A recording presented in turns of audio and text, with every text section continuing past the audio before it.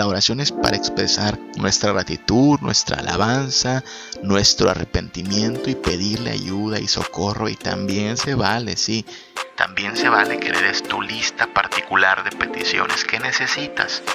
Pero siempre al final recordar que estamos ante el Rey, que somos los súbditos, y entonces su voluntad es mejor para nosotros. Su sí es un sí misericordioso. Su no es un no amoroso.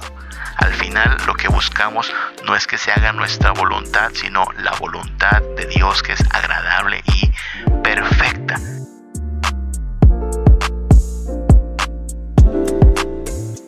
Así es que ora. Es que este es el medio que Dios utilizó para que muchas cosas ocurran. Claro que puede hacerlo sin que ores, pero Él quiere que ores. Y como no estamos nosotros en el nivel de Dios, con una mente perfecta, infinita y todo sabia, como para saber qué es mejor, más conviene tener un tanto de humildad y decir: Señor, pues vamos a orar.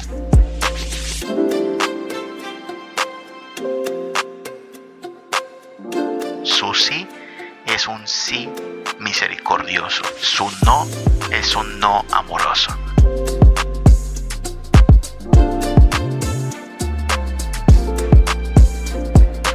Se trata de obediencia, se trata de confianza, se trata de sometimiento. Dios utiliza a veces medios secundarios.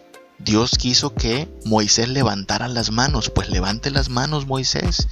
Dios quiso que Israel le diera vueltas a Jericó, pues dé esas vueltas entonces, confiando en que Dios va a prosperar lo que ha prometido. Dios le ordenó a Naamán que se bañe 7 veces, pues báñese 7 veces, no le ponga peros. Y Naamán fue sanado.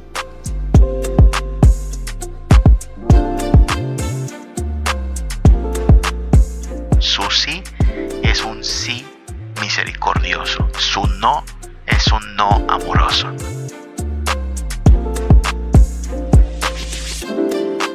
Y nosotros no estamos para cuestionar o no. Oye, Dios, pero ¿por qué quieres que ores si tú ya lo sabes todo?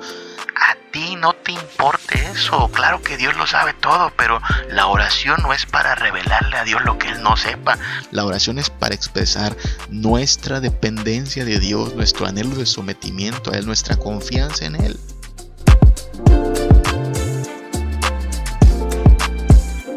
Su sí es un sí misericordioso. Su no es un no amoroso.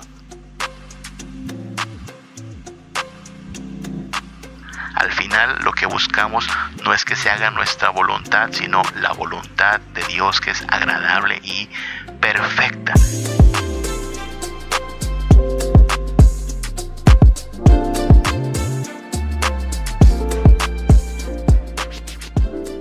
Buenos días, buenas tardes, buenas noches, donde quiera que estés sintonizando este canal, este podcast, Una Vida Reformada. Que el Señor te bendiga, que el Señor te guarde y te prospere en su gracia. Bienvenidos a un episodio más.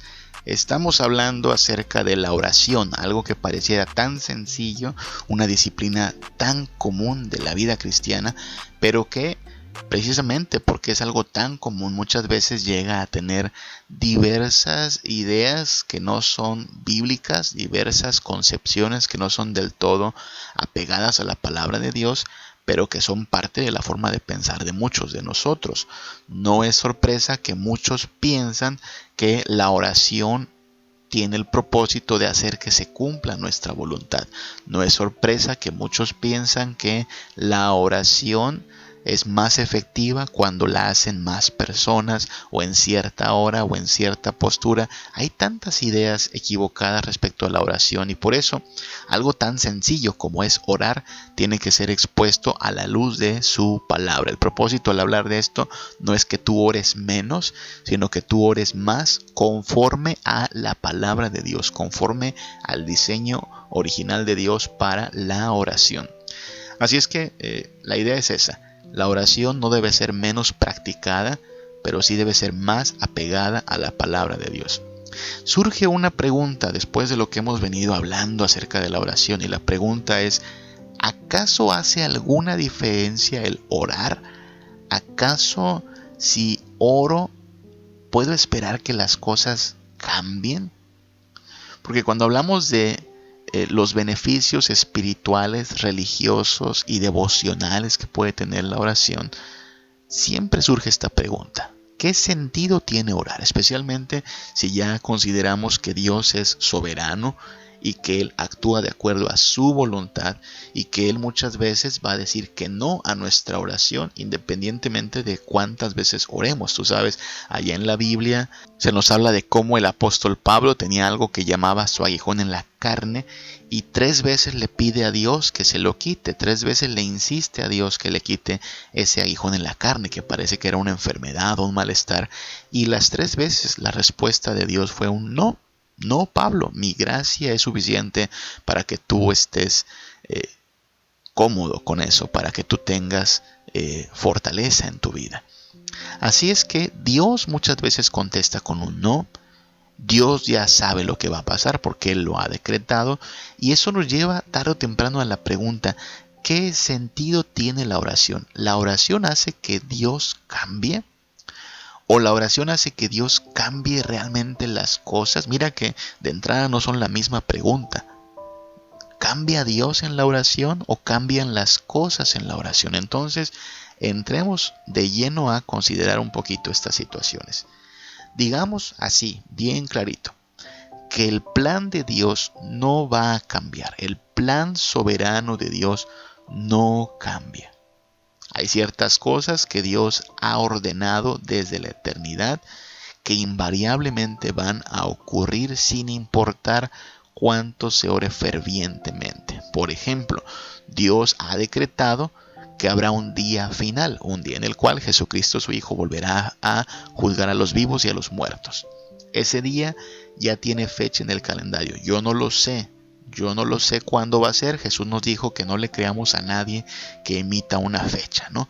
Pero supongamos que en el plan de Dios está que el 5 de julio del año 2030 regrese Jesucristo.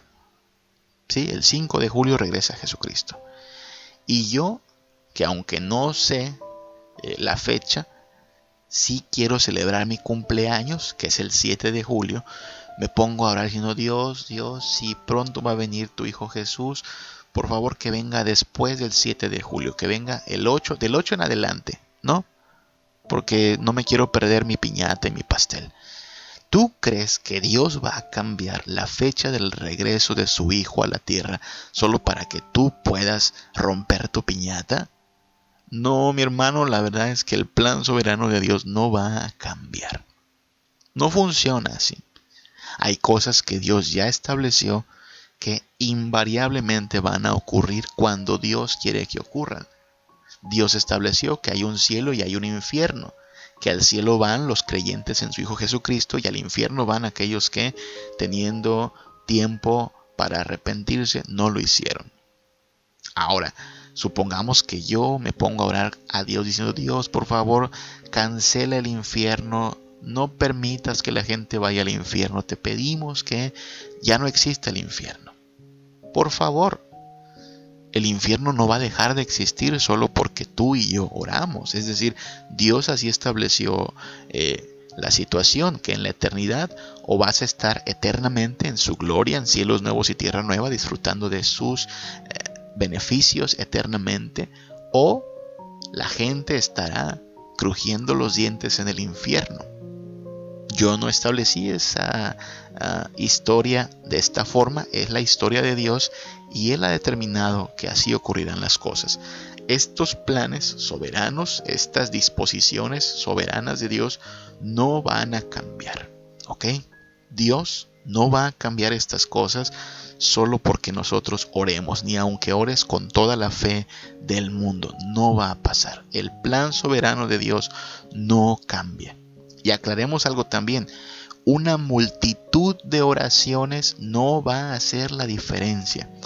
A mí me preocupa que veo algunas personitas que piensan que Dios responde de una mejor manera, de una manera de acuerdo a nuestra voluntad, si nos juntamos en bolita, ¿no? Si somos más, como una especie de huelga, ¿no? Si somos más los que oramos, Dios va a concedernos lo que pedimos, ¿no? Conozco gente que por eso manda sus cadenas de oración, ¿no? Reparte este mensaje a cuantos puedas, porque cuantos más oremos por esto, se nos va a cumplir, ¿no? Dale like a esta imagen. ¿Tú imaginas a Dios diciendo, a ver, si llega a los 1000 likes, les concedo su oración? Si llegan al 1,000,000 de seguidores en esta publicación, yo les concedo su oración. No, no funciona así. Una multitud de oraciones no va a hacer la diferencia, y eso podría sonar cruel, pero créeme, es todo lo contrario, es esperanzador, porque no importa que tú ores tú solito por una necesidad o que tú ores junto con 1000 personas que te estén apoyando, la respuesta de Dios, si es sí, será sí, no porque estés tú solito o 1000 personas junto a ti, será sí por su misericordia. Y si la respuesta es no, no será no porque te faltaron 2 o 3 personitas ahí orando contigo, sino que será no porque Él sabe lo que es mejor. La multitud de oraciones no cambia esta situación. Pueden orar muchas personas, claro que sí, pero la respuesta, si es un sí o si es un no, sigue estando en manos de Dios. Claro, aquí a lo mejor alguien está pensando ya, oye, pero la Biblia dice que si 2 o 3 se ponen de acuerdo para orar, Dios lo va a conceder. No, es una promesa. Si 2 o 3 se ponen de acuerdo para orar por algo, así va a ocurrir. Claro, sí, eso está en Mateo capítulo 10, los versículos 18 al 20, pero hay que entender todo el contexto. Y sabes, cuando Mateo 10 habla acerca de esto, de que si 2 o 3 oran por algo, está hablando de un juicio, está hablando de una persona que ha sido llamada a disciplina, que no quiere arrepentirse, y entonces las personas de su iglesia, sus compañeros de iglesia, emiten un juicio sobre él. Y 2 o 3 están emitiendo un juicio sobre esta persona. Han orado por ella para que se arrepienta, no se quiere arrepentir, entonces están a punto de excomulgarlo. Lo que está diciendo Dios es que si en tu iglesia 2 o 3 personas emiten un veredicto por tu falta de arrepentimiento, el Señor está también validando ese veredicto. Lo que se ate en la tierra será atado en el cielo, lo que se desate en la tierra será desatado en los cielos. En ese contexto de disciplina, de autoridad eclesiástica, se debe entender aquello de que si 2 o 3 se ponen de acuerdo para orar, Dios escucha esta oración. No significa que si llegamos a los 1000 o a los 2000 likes en la oración, si 20 personas están orando al mismo tiempo por un motivo, que así va a acontecer. Y eso echa por tierra también la idea de que la oración tiene que hacerse a una hora determinada, ¿sabes? Oigo gente que dice, hoy a las 12 todos en oración. Mira, yo no tengo chance de orar a las 12, pero puedo orar a las 10, puedo orar a las 7, a las 8, o no sé, puedo orar en la mañana mejor.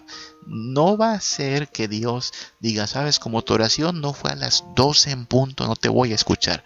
O como tu oración no fue de madrugada, no te voy a escuchar. Sería caer en legalismo el decir que tiene que ser a cierta hora, en cierta postura, en cierto momento del día.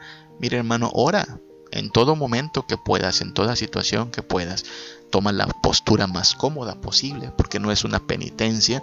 No se trata de que estés sufriendo al orar. Toma una postura cómoda. Si es necesario cerrar los ojos, cierra los ojos para concentrarte en lo que estás haciendo. Puedes orar con los ojos abiertos. También no hay una regla al respecto. Pero lo importante es que entiendas que al orar no solo estamos pidiendo cosas. La oración es también para expresar alabanza, gratitud, solicitar perdón, mostrar que queremos ser un pueblo santo y agradable a nuestro Dios. La oración entonces es más para tener comunión con Dios que para obtener deseos cumplidos. Y una multitud de oraciones no va a hacer la diferencia. Dios sigue siendo quien puede contestar sí o no de acuerdo a su voluntad. El carácter de Dios no cambia, fíjate. Cuando oramos y cuando Dios responde a nuestra oración, Él no está cambiando en su carácter. Dios es el mismo ayer, hoy y por los siglos. Así es que Dios es siempre justo, siempre misericordioso, siempre santo, siempre verdad. Su carácter no cambia. Y lo tenemos que decir porque hay ciertas partes en la Biblia donde pareciera que Dios cambia. Por ejemplo, allá en el libro de Jonás, Tú sabes, Dios manda a Jonás a que predique juicio a Nínive. De aquí a 40 días Nínive será destruido. La gente se preocupa. El mismísimo rey de Nínive se desespera. Vamos a ser destruidos. Mejor clamemos a Dios. A lo mejor Él tiene misericordia de nosotros. Efectivamente, todos muestran su arrepentimiento. Expresan una especie de luto cuando ayunan. Y Dios en su misericordia no los destruye, sino que perdona la ciudad. Así está la historia en breves palabras. Y una frase interesante es la que dice Jonás 3:10, donde se nos dice que Dios se arrepintió de aquel mal que iba a traer sobre Nínive. ¿Qué significa eso de que Dios se arrepintió? Porque es muy diferente a pensar en cómo nos arrepentimos nosotros, ¿sabes? Tú y yo nos arrepentimos porque nos dimos cuenta que estábamos obrando mal. Cuando tú y yo nos arrepentimos delante de Dios, decimos, estaba obrando mal, estaba equivocado, estaba haciendo lo indebido, estaba comportándome inapropiadamente y tengo que cambiar. Tengo que dejar ese mal camino por el camino correcto. Pero el que Dios se arrepienta no significa que estaba haciendo algo malo y que después Dios recapacitó. Así funciona para nosotros, pero Dios no estaba haciendo algo malo. Si Dios hubiera traído juicio sobre Nínive, estaba en todo su derecho porque Nínive es una ciudad pecadora. De hecho, si Dios trajera juicio sobre toda la tierra y nos destruyera, está siendo justo porque el pecado merece el juicio de Dios. Cuando Dios decide no destruir a Nínive, Él no está cambiando en su carácter. Él sigue aborreciendo el pecado, Él sigue despreciando la impiedad, pero Él está extendiendo misericordia para la ciudad de Nínive. Él no está cambiando. Y eso significa que Dios temporalmente cambió su forma de interactuar con una ciudad. Dios cambió temporalmente su manera de relacionarse con los ninivitas. De hecho, esto les dio oportunidad a ellos de arrepentirse, pero eventualmente cada quien tendrá que hacerse responsable de su extravío y su pecado delante de Dios cuando Cristo venga a juzgar a los vivos y a los muertos. Entonces, cada vez que te presentes con una frase como que Dios se arrepintió, debemos entender que lo que hizo Dios fue cambiar temporalmente su forma de tratar a las personas en ese momento de la historia, en ese episodio de la historia, pero no cambió ni su carácter, ni tampoco cambiaron sus planes eternos. El carácter de Dios no cambia. Él es el mismo ayer, hoy y siempre. Pero Dios sí hace que ciertas cosas cambien. Su mente, su carácter, su voluntad permanecen siempre santas, siempre soberanas. No van a cambiar. Pero Él sí hace que las cosas cambien.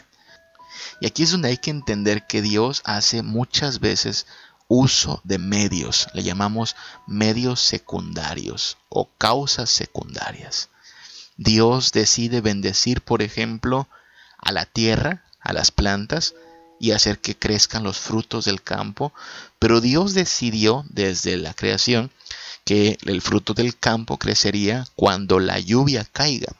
¿Ok? Dios va a mandar la lluvia y entonces la lluvia va a brindarle a los árboles del campo lo necesario para crecer. Pregunta: ¿pueden los árboles dar fruto aún sin agua? Claro que sí, Dios puede hacerlo. Dios puede hacer que los frutos crezcan aún sin agua. Pero Él estableció la lluvia como un mecanismo secundario, ¿sí? Como la forma o el medio por el cual los árboles tendrán sus nutrientes necesarios. Dios hace uso de medios todo el tiempo. Él puede hacer las cosas sin los medios.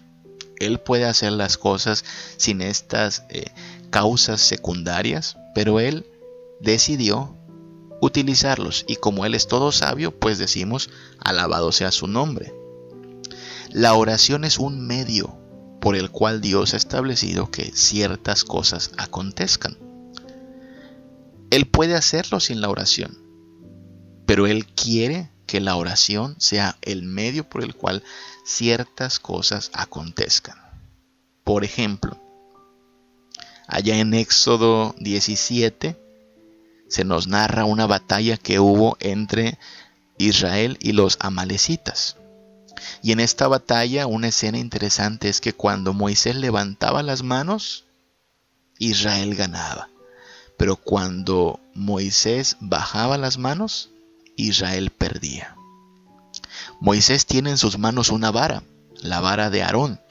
Cuando Moisés levanta esta vara, Israel gana. Entonces, ¿qué podríamos decir? ¿Qué hizo que aquella tarde la victoria fuera para Israel? ¿Crees que fue la fuerza de Moisés que no bajó las manos? No, no fue la fuerza de Moisés, porque incluso en algún momento se cansó. Entonces fue la vara de Aarón, es una especie como de poder mágico para ganar batallas. No, la vara de Aarón es un pedazo de madera, una vara traída de quién sabe qué árbol.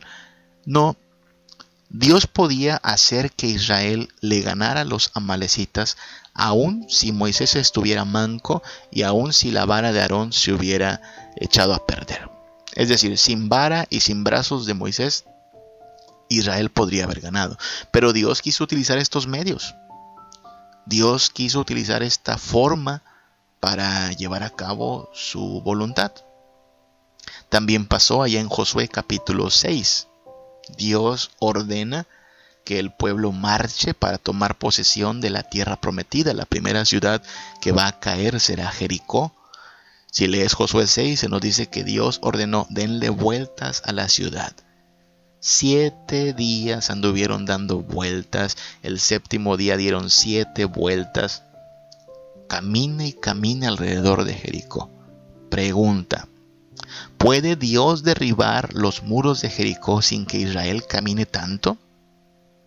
¿Puede Dios derrotar a los habitantes de Jericó sin que Israel grite? Porque recuerda que al séptimo día, después de la séptima vuelta, se iban a tocar las trompetas y todo el pueblo tenía que gritar el nombre de Dios.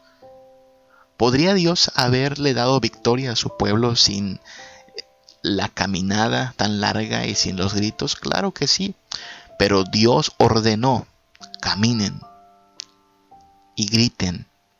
Y el pueblo, que entiende que Dios es quien manda, lo va a hacer.